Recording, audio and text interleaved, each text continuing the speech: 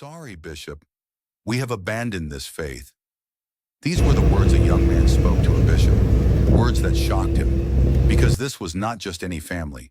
This was a family that had once been active in the church, faithful in prayer, and regular at Holy Mass. So what happened?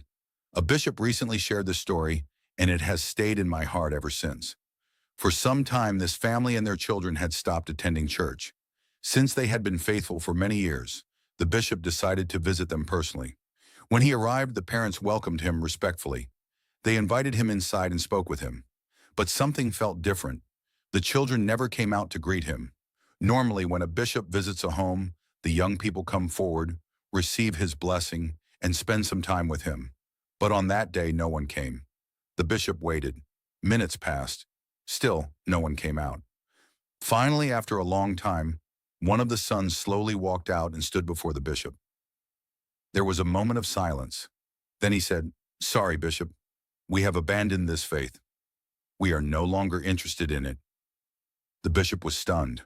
How could a family that once lived their faith so sincerely arrive at this point? Later, the children themselves explained what had happened. During the COVID lockdowns, they spent countless hours on social media. They watched video after video questioning faith, content attacking belief in God, messages promoting unbelief and skepticism. At first, they were just videos. Then they became questions. Those questions became doubts. And eventually, those doubts destroyed their faith.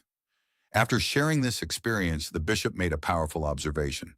He said, "If those who oppose faith are using social media to spread their message, then believers must also use social media to spread the gospel."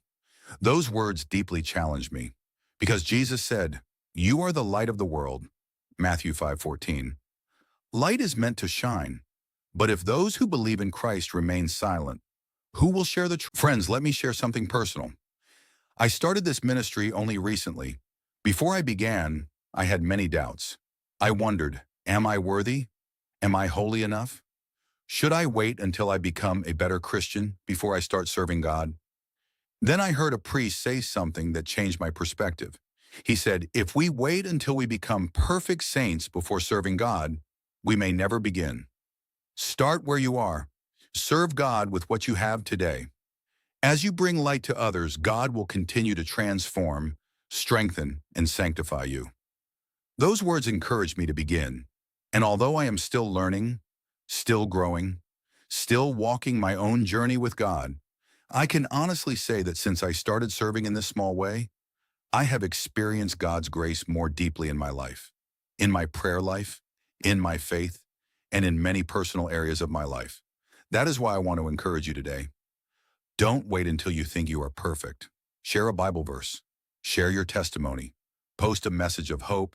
Create a video. Encourage someone who is struggling. Remember this. Even sharing a post can be an act of evangelization. Even sharing a video can become a way of spreading the gospel. You never know who may see it.